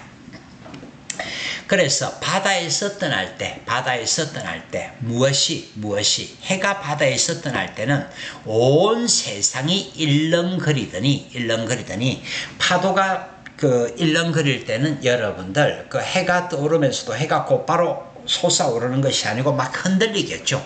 그래서 해 뜨는 모습을 이야기를 합니다. 그런데 이 해가 천중에 치솟았더니, 하늘에 치솟았더니 호발 가는 머리털을 얘기하는데 해리로다 셀 수 있을 것 같다. 그만큼 햇빛이 막다 해도 되고 박다 해도 됩니다. 그만큼 햇빛이 박다 그런 얘기인데, 그런데 일단은 표면적으로는 보면 햇빛이 박다라는 얘기가 되겠고요. 한편으로 해라는 것이 임금의 상징이라고 했을 때 그만큼 임금님 대단해요. 찬스를 놓치지 않고 아부성 멘트를 팍팍팍 날리고 있는 겁니다. 그래서 여기까지 지금 간동 8경 유람을 가고 있는데요. 아마도 열구름 지나가는 구름이란 얘기인데, 지금 우리 소재가 뭐지? 해. 그런데 지나가는 구름이 있으면 해를 덮어버리겠네. 해를 덮어버리니까 걔들이 바로 간신배의 상징이 아니겠느냐. 간신이 근처에 머물까 두렵다. 그래서 나는 충신이고 너거는 간신이고, 나는 충신이고 너거는 간신이고, 요즘 여러분들 정당 싸우는 거하고 똑같죠. 지금 여당이든 야당이든 우리는 충신, 너거는 간신. 여기서도 서인들은 충신, 동인들은 간신. 똑같습니다. 옛날이나 지금이나 왜 이렇게 변한 게 없을까? 참 안타깝습니다.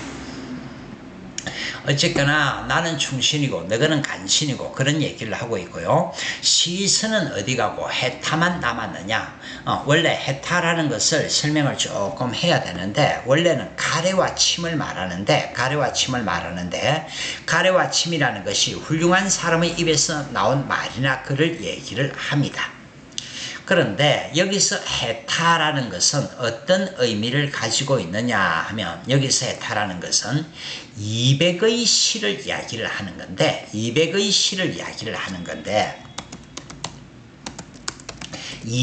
시 중에서 일출의 장관을 묘사를 하고 있는 뛰어난 문학 작품이 있더라. 그런데 내가 지금 의상대에 와서 일출의 장관을 보고 있으니까 내가 읽었던 수많은 문학 작품들 중에서 일출의 장관을 묘사를 한 200의 시가 기억에 떠오른다. 그런 얘기입니다. 그런데 그 200의 시는 남아있는데 200이라는 사람은 어디에 갔느냐. 어쨌거나 일출의 장관을 떠올리면 200의 시가 떠오른다. 여러분들 그 정도 예를 내두시고요. 천지간의 장한기별이라는 것은 말 그대로 일출의 장관이 자세히도 있구나. 어디에? 200의 시에 일출의 장관을 정말로 잘 묘사를 하고 있구나. 그렇게 얘기를 하고 있습니다. 사양현산의 턱툭을 머니 발와. 사양이란 얘기는 여러분들 저녁 노을이란 얘기다. 저녁 노을, 석양이 물들 때 현산 산 이름이고요. 턱툭 철쭉꽃을 머니 발와 잇따라 밟아. 일단 여러분들 여기도 철쭉꽃이 나와 있으니까 아직까지 계절적 배경이 봄이야, 봄. 우계지륜. 여러분들 또 이 양반 미친 소리 한마디 하고 있습니다. 우계지륜이 뭔데? 신선이 타는 수레야. 그래서 내가 지금 이 신선이 타는 수레를 타고 있다라고 지금 이야기를 하고 있는데, 어쨌거나 이런 것들이 도교 사상에 해당하는 거고 신선 사상에 해당하는 건데, 자기 자신을 신선에 빗대어서 이야기를 하고 있습니다. 그 다음에 이제 여정이 나오는데요. 경포. 자, 여기가 어디라고? 관동팔경 1, 2, 3, 4. 네 번째 경포가 여정이 되는 겁니다. 근데 여러분들 그 경포는 가보신 적이 아직까지 학생들이기 때문에 없을 가능성이 높겠는데, 이 경포가 전국적으로도 그 경치가 그 아주 유명한 곳이거든요. 왜 유명한 곳이냐 그러면 호수 우리가 경포호라고 이야기를 하는데, 경포호와 동해 바다가 잇따라 거의 아주 가까운 거리에 이 두 가지 조건을 다 갖추고 있기 때문에 경치가 또 아주 빼어난 곳이다 라고 유명한 곳입니다. 그래서 경포호수와 동해 바다 이야기가 나올 건데, 자, 어쨌거나 경포로 내려가니, 그래서 그 첫 번째 내용이 무엇입니까? 라고 이야기를 하면, 일단은 여러분들 호수에 먼저 가는 거다. 그래서 경포호 이야기가 나오는데, 심리빙환. 자, 일단 여러분들 빙환이라는 말은 무슨 말이냐면 맑고 깨끗한, 맑고 잔잔한 수면이란 얘기인데, 호수에는 여러분들 파도가 없거든. 그래서 맑고 잔잔한 수면이란 얘기고, 그 경포호 둘레가 10리길이란 얘기인데, 이것이 얼마나 맑고 잔잔하냐면 다리미를 가지고 다리고 다시 다린 것 같다. 그 다음에 이 빙환, 맑고 잔잔한 수면이 장송, 큰 소나무가 우거진 속에 슬가장 실컷 펼쳐졌으니, 그래서 큰 소나무 속에 실컷 펼쳐져 있다 그랬는데, 무엇이? 경포 호수가, 그런 얘기입니다. 그래서 호수는 어쨌거나 파도가 없기 때문에 물결이 잔잔하기도 잔잔하구나, 모래를 셀 수 있을 것 같다. 그만큼 뭐라고요? 막다. 호수가 대단히 막다라고 이야기를 하고 있는 겁니다. 그런데 이 호수 한가운데 또 이 경포가 왜 유명하냐 그러면, 호수 한가운데 여러분들 정자가 있어. 그러니까 둘레가 10리길이라 그랬으니까 그렇게 큰 호수도 아닌데 그 호수 한가운데에 정자가 있습니다. 이 정자 위에 올라가는데 어떻게 올라갑니까? 고주 한 척의 배를 해람하여 닷줄을 풀어서 정자 위에 올라가니, 그러니까 여러분들 굉장히 운치가 느껴진다, 그런 얘기고요. 강문교 다리입니다. 강문교 다리 넘은 곁에 대양, 이게 바로 뭔데? 동해. 그래서 다리 하나를 건너면 동해가 펼쳐져 있다. 호수와 바다가 이렇게 같이 연달아 있어서 경치가 빼어난 곳입니다. 그 뒤에 보니까 뭐라고 했니? 조용하구나, 이 기상. 넓고 아득하구나, 저 경계, 그랬는데, 여기서 조용하다라는 것은 바로 경포 호수가 조용하다라는 것이고요. 넓고 아득하다라는 것은 바다가 넓고 아득하구나, 이것이 함께 겹쳐져 있다, 그런 얘기입니다. 이 도곤이라는 것은 여러분들 다른 데서도 본 적이 있을 건데, 이보다 가잔데, 갖춘데, 그러니까 호수와 바다를 갖춘 데가 또 어디에 있다는 말인가? 당연히 이런 경치는 드문 경치가 되겠죠. 그래서 홍장고사를 헌사타 하리로다. 그러니까 이렇게 호수와 바다를 끼고 있어 아름다운 경치가 있다 보니까 로맨틱한 얘기 하나가 전해져 내려오는데, 홍장고사라는 로맨틱한 얘기도 전해져 내려오는데, 일단 셈은 설명을 생략합니다. 왜냐하면 너무 썰렁한 이야기야. 그래서 어쨌거나 로맨틱한 이야기, 러브스토리가 헌사타, 야단스럽다 할 것이다, 뭐 그런 정도 잡아주시면 되겠고요. 그런데 내가 지금 있는 곳이 어디라고요? 경포가 어디에 있는데? 강릉.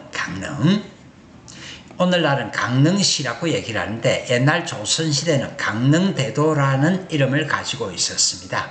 풍속이 좋구나 그랬다. 내가 현재 간 곳의 풍속이 좋구나. 그런데 이 양반이 지금 뭐냐 하니까 강원도 관찰사거든. 그런데 이 강릉시도 당연히 지금 자기가 다스리는 곳이거든. 그럼 풍속이 좋다라는 것은 결국 자기가 선정을 베풀었다. 자화자찬하고 있는 그런 내용이 되겠습니다. 그 다음에 절효정문 그랬는데 정문 네이버에서 이미지 검색 같은 거 하면 정문이란 말은 쉽게 나옵니다. 충신문, 효자문, 연려문 이런 것들을 정문이라 그러는데 충신, 효자, 연례가 나면 나라에서 표창하기 위해 세운 문을 정문이라고 얘기를 하는데 정문이 골골이 버려 있다. 그래서 자기가 선정을 베풀었다. 자화자찬하고 있는 그런 모습입니다. 그 다음에 또 조금 어려운 고사성어와 관계되는 이야기가 나오는데 비옥가봉이라는 것은 전설시대인 요순시대는 얼마나 국가 경제가 풍요로웠는지 집집마다 벼슬을 내릴만 했다. 태평성대를 누렸다. 그런 얘기인데 자기가 지금 강원도 관찰사로 있는 이곳이 요순시대의 태평성대에 비교할 수 있을 것 같다. 예, 어쨌거나 이 쌤은 조금은 정신 나간 사람 이야기라고 그런 생각도 가지고 있습니다. 예, 그 다음 바로 갑니다. 진주관 아래 죽서루 네모 쫙 때려두시면 여기서 죽서루가 뭐냐 그러면 관동 팔경 넘버 1, 2, 3, 4, 5 그래서 죽서루 아래에 50갈래로 흘러내리는 물이 있다 그랬는데요. 꼭 50갈래라는 것이 아니라 그만큼 물줄기가 다양하다라는 얘기겠죠. 그런데 이 50갈래 흘러내린 물에 태백산의 그림자가 비치는데 그것을 동해로 담아간다 그랬거든요.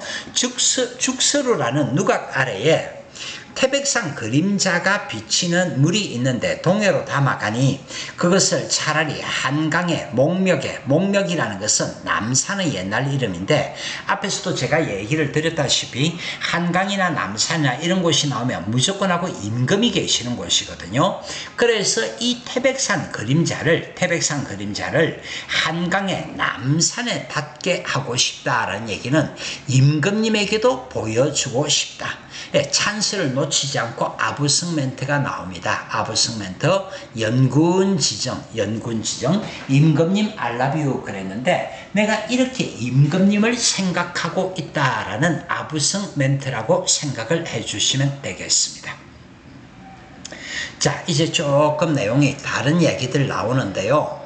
현재 내가 있는 곳은 어디냐 그러면 아직까지 죽서루 공간의 이동은 없는데 이 죽서루에서 이제 무엇이 다루어질 것이냐면 내적 갈등이 다루어질 겁니다.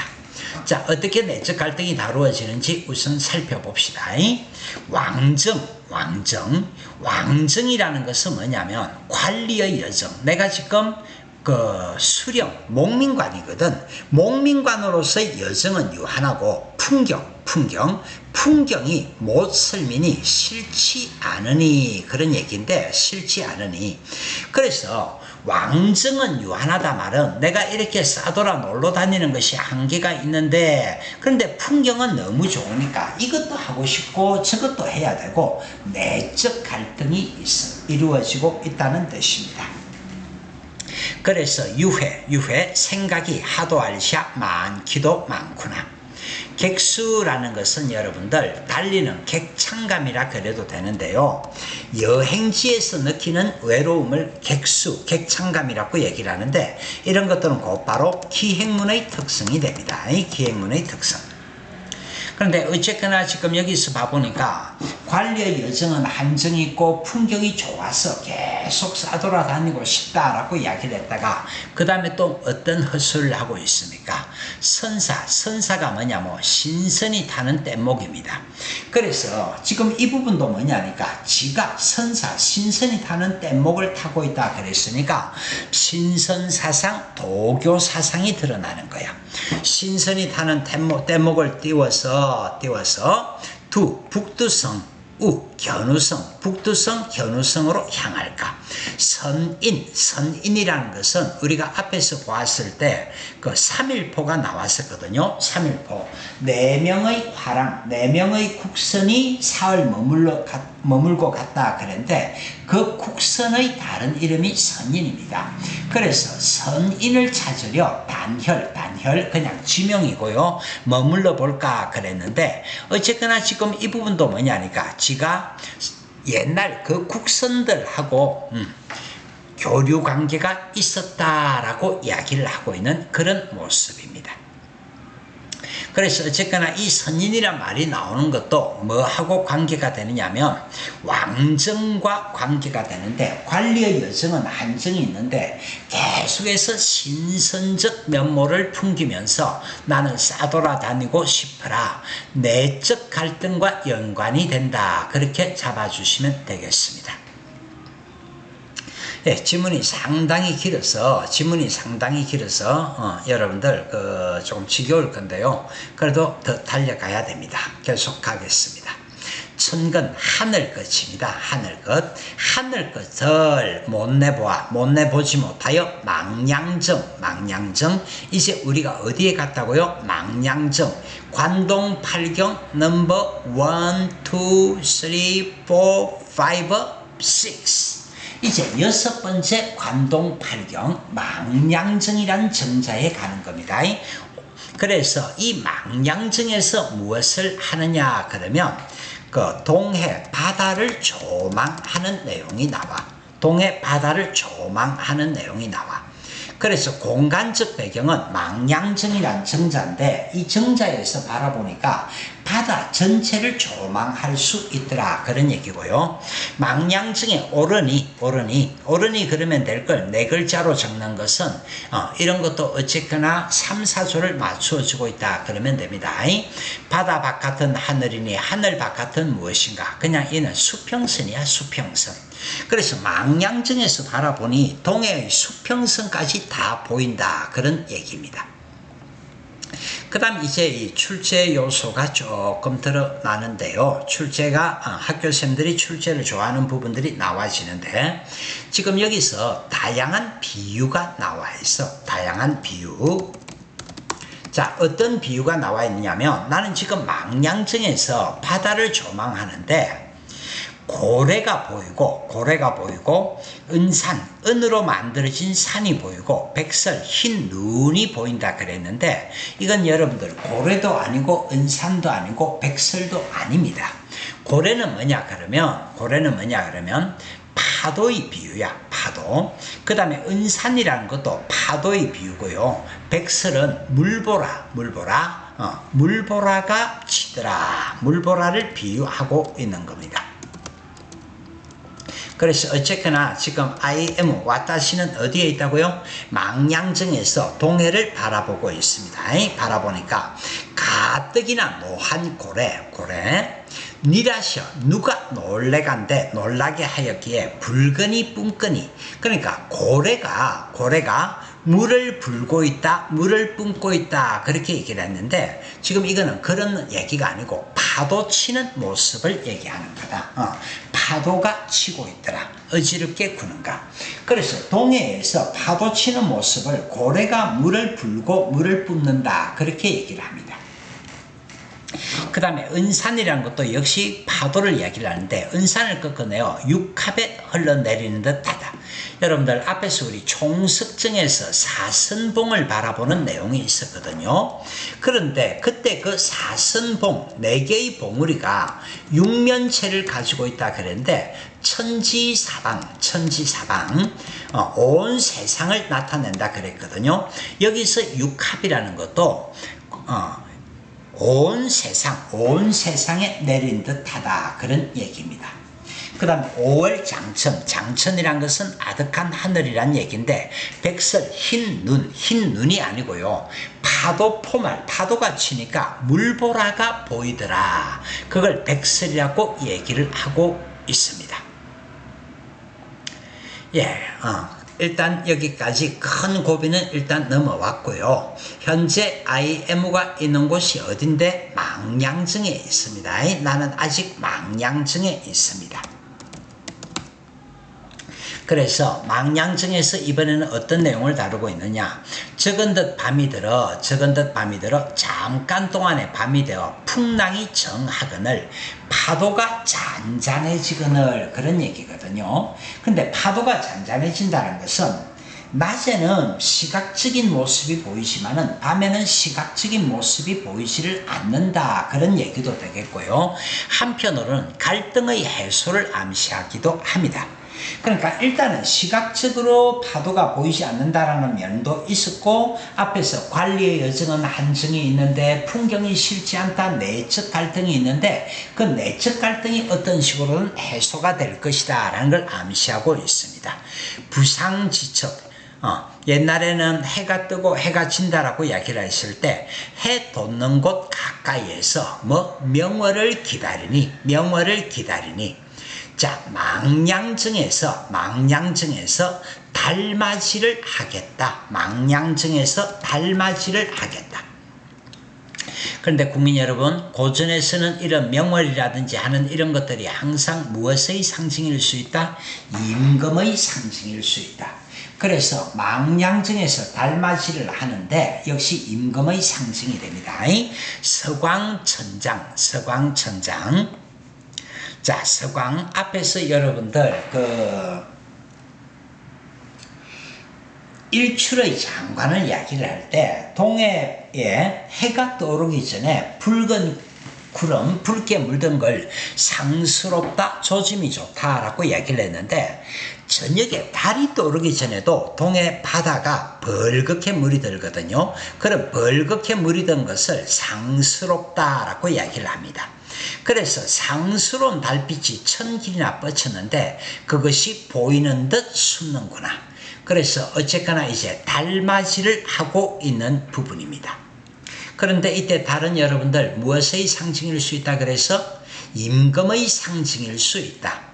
그래서 달맞이를 하겠다라고 얘기를 했는데 임금을 기다리겠다라는 것은 그냥 기다리는 것이 아니고 경건한 자세, 임금님에 대한 경건함이 드러납니다. 주렴, 구슬로 만든 발을 다시 걷고 옥으로 만든 계단을 다시 쓸며, 이런 것들이 지금 뭐냐니까 구슬로 만든 발, 그 다음에 옥으로 만든 계단, 전부 이런 것들이 무엇을 드러낸다고요? 경건함.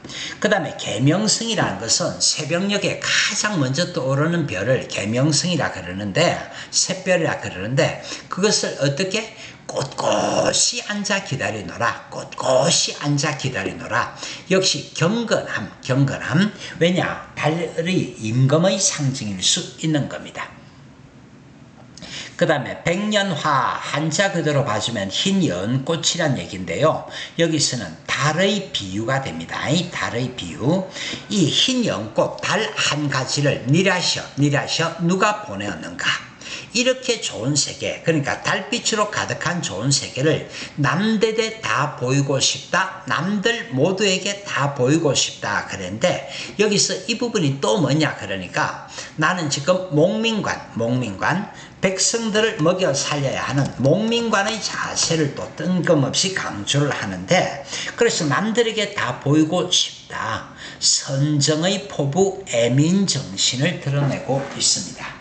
근데 저는 이런 부분들이 조금 위선적이라고 생각이 되는 게, 지금 봄철 내내 금강산 유람, 관동 팔경 유람 다니다가 마지막에 와서는 또 선정의 포부 애민정신을 드러내는 것이 조금은 위선적이 아니냐. 그래도 어쨌거나 지금 그런 내용들이 드러나고 있고요. 그 다음에 뉴하주 가득 부어 그랬는데, 뉴하주가 역시 뭡니까? 라고 얘기를 하면 신선히 마시는 술이야. 그러면 신선이 마시는 술을 지가 마신다는 것은 지가 곧바로 뭐다? 신선사상, 도교사상이 드러나고요. 유화주를 가득 부어, 그러니까 술을 가득 부어 술 한 잔 꼴깍꼴깍 마셨네요. 달달여 물은 말이, 달에게 묻는 말이, 달에게 묻는 말이. 자, 이 부분에서는 여러분들 달과의 대화 형식이 드러납니다. 달과의 대화 형식이 드러납니다. 달에게 묻는 말이, 영웅은 그가 누구인가? 영웅은 어디에 갔는가? 사스는 그가 누구인가? 그런데 영웅이라는 것은 200 중국의 가장 대표적인 시인인 200은 귀양온 신선에 빗대는데, 그 귀양온 신선 200은 어디에 갔느냐? 사선, 4명의 화랑, 3일포 이야기에서 나왔던 그 4명의 화랑은 그가 누구이냐? 아무나 만나보아 옛 기별을 묻자니. 그러니까 200의 기별도 묻고 4명의 화랑의 기별도 묻는다는 것은 내가 그 옛날 200과 함께 살았고 내가 그 옛날 화랑도였다. 자화자찬, 좀 정신이 없는 인간이야. 선산동해라 그랬는데 그 신선이 사는 산이 있다는 산입니다. 그 동해에 갈 길이 멀기도 멀구나. 어쨌거나 계속해서 무슨 사상들이 드러난다고요? 신선사상, 도교사상이 드러나고 있습니다. 근데 어쨌거나 우리가 방금 전까지 본 것이 뭐냐니까, 관리의 여정은 한계가 있고 풍경이 싫지 않다라고 해서 그 내적 갈등이 드러나 있는데, 이제 내적 갈등을 해소하는 부분까지 와 있습니다. 이제 조금은 끝이 보여지는데요. 송건 소나무 뿌리를 베고 누워 풋잠을 얼핏더니 꿈에 이제 꿈을 꾸는 거야. 꿈에 한 사람, 이 한 사람이 누구냐 그러면 바로 신선이다, 신선. 그래서 신선과 이제 대화를 주고받습니다. 그 신선이 날다려 나에게 이르는 말이 신선과 대화를 이루고 있습니다. 그대가 누군데? 정철 자신. 그대를 내가 모르겠느냐? 네, 신선 한 사람이 내가 그대를 안다. 그대가 누군데? 상계의 진선이라, 천상계의 참 신선이라. 그러니까 네가 원래 천상계의 신선이었다. 뭐 요즘식으로 이야기를 하면, 요즘 우리가 이 인스타그램 같은 거 올리는 걸 인증샷을 찍는다라는 그런 말들을 하는데, 꿈속에서 신선이 나에게 너 원래 신선이었어 하고 인증샷을 찍는다, 그런 얘기입니다. 그런데 황정경이라는 책 한 글자를 어찌 그릇 읽어가지고 그렇게 나와 있는데, 우리가 고전소설 같은 거 할 때 천상계 인물이 지상계에 내려오는 걸 적강하다, 그런 말들 기억을 하실 겁니다. 그런데 하늘나라의 신선도 그렇게 팔자가 좋았던 게 아닌 모양이다. 그래서 하늘나라 신선들도 공부를 해야 되는데, 그 집중력이 떨어져 가지고 책을 읽을 때 글자 같은 걸 한 글자라도 잘못 읽는다면 적강 인간 세계에 귀양을 온답니다. 그래서 황정경이라는 책은 그 하늘나라의 신선들이 읽는 책인데, 그 한 글자를 집중력이 떨어져서 잘못 읽어가지고 그래서 어떻게 됐다고요? 인간 세계에 내려왔다고요. 적강을 했다는 얘기입니다. 적강을 해서 우리 신선들을 따르느냐. 그래서 여기서 따르는 주체가 바로 누구냐 그러면 정철 자신이 되는 겁니다. 그러니까 원래 너는 신선이었는데 적강을 해가지고 계속해서 우리를 잊지 못하고 우리를 따르느냐, 그렇게 얘기를 합니다. 그러니까 인증샷을 받고 나서 뭐라고 얘기를 합니까? 신선들에게 얘기를 합니다. 적은 듯 가지 마오. 이 술 한 잔 먹어보. 그놈의 술약이 지금 술 마시고 취해서 잠이 들었다가 꿈속에서도 신선과 술을 마십니다. 북두칠성 흔히 우리 국자 모양이라고 얘기를 하는데, 여기서는 술잔을 이야기를 해. 술잔. 창해수는 바닷물인데 술입니다. 술. 그래서 북두칠성이라는 술잔을 기울여 바닷물이라는 술을 부어내요. 아주 호탕한 기상이 드러나 있고요. 저가 먹고, 이때 저가 누군데? 신선, 날 먹이거늘, 나가 누군데? 정철 자신입니다. 그래서 서너 잔 기울이니 화풍이란 것은 그냥 봄바람이야. 봄바람. 꿈속에서도 술 한잔 먹어서 봄바람이 섭섭하여 산들산들 불어서 양액을 축혀더니, 양쪽 겨드랑이를 축혀더니, 그래서 날개가